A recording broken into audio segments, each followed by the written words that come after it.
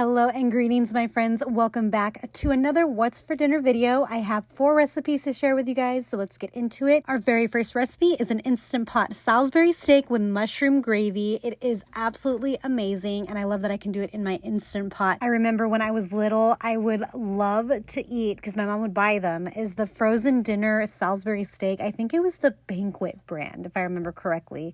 And I remember eating them thinking, oh my gosh, this is so good.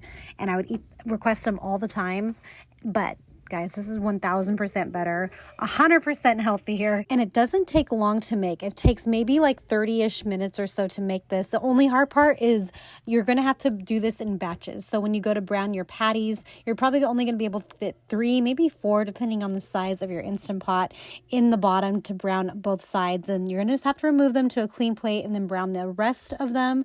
But when you go to pressure cook everything, obviously you're gonna kind of have to stack the Salisbury steak patties kind of on top of each other, but don't worry, everything gets cooked perfectly. I'm always super interested in like where classic comfort food originates from, because I know Salisbury steak is definitely a comfort food for a lot of folks, but apparently it's named after an American physician named Dr. James H. Salisbury, who would tend to patients during the Civil War. When people got hurt, he would tend to them, and a lot of the troops had a lot of digestive issues, and he suggested having a high protein diet. So he invented like this little steak patty, and he would give it to them to help their diarrhea. And another little side note, but I thought this was interesting because I'm super into history, but apparently during the Civil War, digestive illnesses killed more soldiers during the war than the actual combat did, which is insane to me. So anyway, without Dr. Salisbury, we would not be here today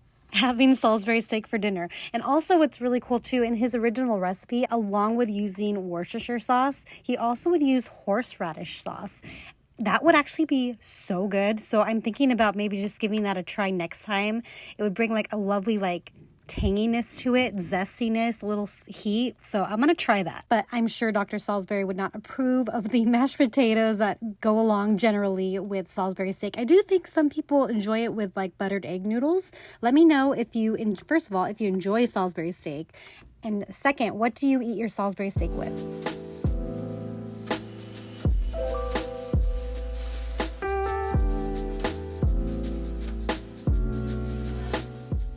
As our veggie side, I'm going to be making some roasted broccoli, and I'm actually going to season it with this Kinder's Santa Maria blend. It is so delicious on top of broccoli. I would never have thought to put it on there, but I'm like, I've been really into all of the Kinder's seasonings.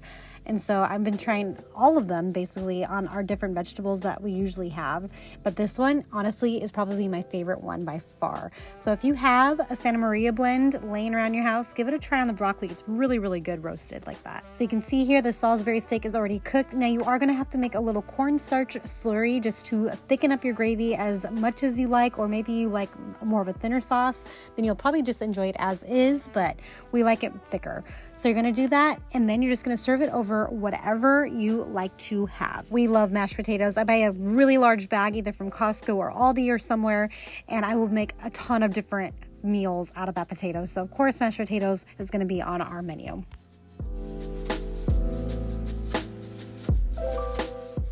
And it's been a really long time since I've done one of these table topics. I used to do it all the time on my What's for Dinner videos. So I'm going to get back into it. But if you could have any view from your back porch, what would it be? I'm going to leave my answer in the comments down below. And I encourage you to answer the question too, because I would love to get to know you in that sense. So definitely leave me your answer below.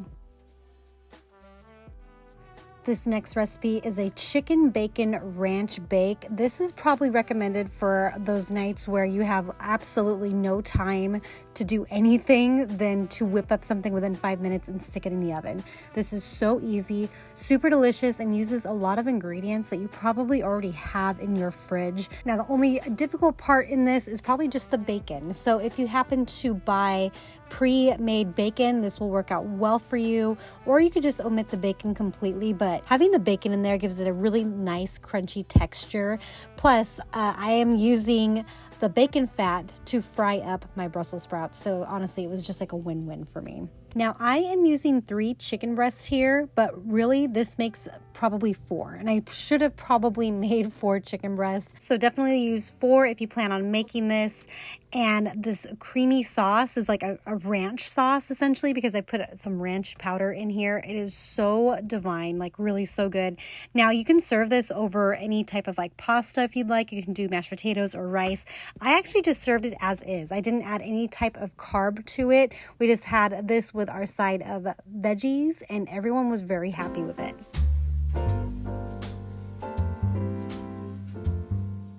So while I am cutting up these Brussels sprouts, getting ready to throw them into the skillet, I thought I would introduce myself to those that are new to my channel.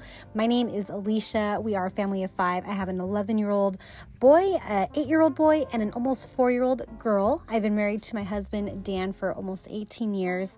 And on this channel, you will find quite a bit of food-related content. So I love grocery shopping. I love going to Costco. Aldi has been my new favorite find. I have been loving going to Aldi, but I also go to Walmart as well. You'll also find a lot of meal prepping on here. So some freezer meals. I have a whole playlist of meal prepping, along with some family travel and other fun things that I like to do with my family. So if that sounds like something that is right up your alley, please subscribe to my channel because I would love to have you around.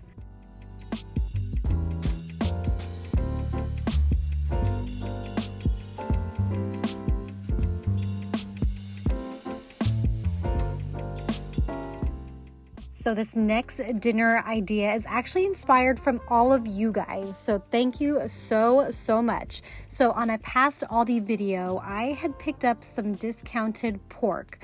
Now I had never purchased this type of pork before, and I decided to ask you guys, like, what do you make with this? Because I had no idea what to do with it. I usually don't buy a lot of pork products like that, like pork chops and stuff.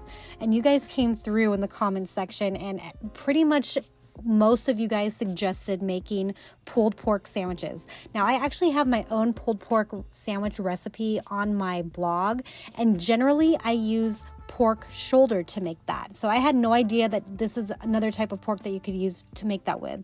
So per your guys' suggestions, I am making pulled pork sandwiches with some homemade coleslaw to go on top of it, along with a homemade pasta salad. So for the pork, I put it in the slow cooker for about 9-ish hours on low. I did season it with salt and pepper, garlic powder, and onion powder. Threw it in there. I don't think I added any liquid. Oh, I may have added like a half a cup of liquid because I'm not familiar with this cut of pork, so I wanted to make sure that there was some liquid in there. There was plenty liquid though that was released from the pork.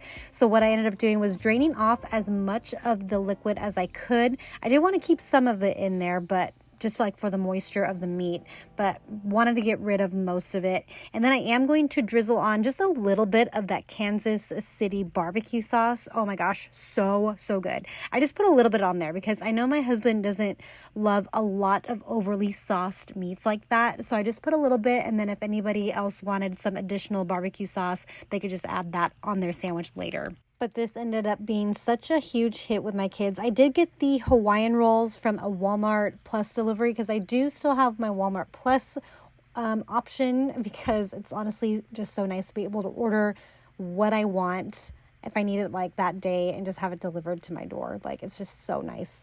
So otherwise I would have used whatever Hawaiian rolls were at Aldi, but these were equally delicious. So what I did end up doing was I put the lid back on my slow cooker and I increased the heat to high and just let the shredded pork sit in the barbecue sauce and the juices for another 30 minutes or so. I'm sure you don't have to do that, but I had time, so that's what I did. I did also warm up these rolls in the microwave so they're not cold, just in case anyone comes for me. Everything's nice and warm, except for the cold slaw. I love having like warm food with like cold food also. It just gives like such a different like texture taste, in my opinion. It's kind of like having chili with like a dollop of sour cream, or if you're having like a slice of pie that's warm with like cold ice cream on top. I love that type of combination.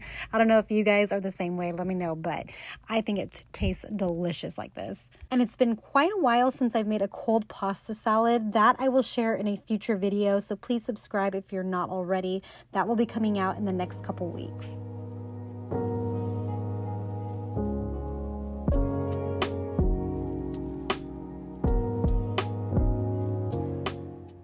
And the last recipe, you guessed it, it's a dessert recipe, or I guess it could be a breakfast recipe too, because there is fruit in here.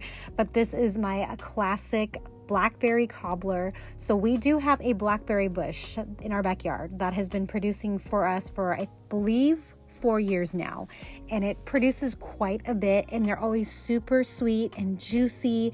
So I always make it once a year with our homegrown blackberries. And this is such an easy cobbler recipe.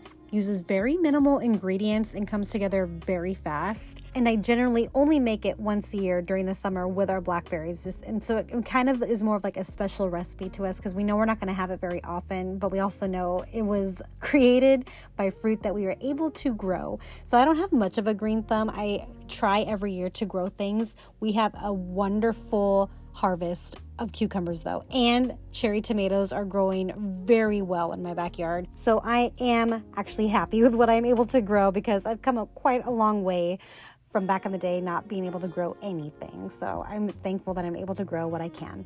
So on top of this cobbler, it's optional, but it does add like a nice little crunchy texture. Again, I'm all about textures. Adds a nice bite on top of it. Just a little bit of the sparkling sugar to go on top, and that is it. You bake it in the oven. It is ready to go. And that is it, you guys, for this video. Thank you so much for watching. I really appreciate your support, and I hope to see you in the next video. Bye, guys.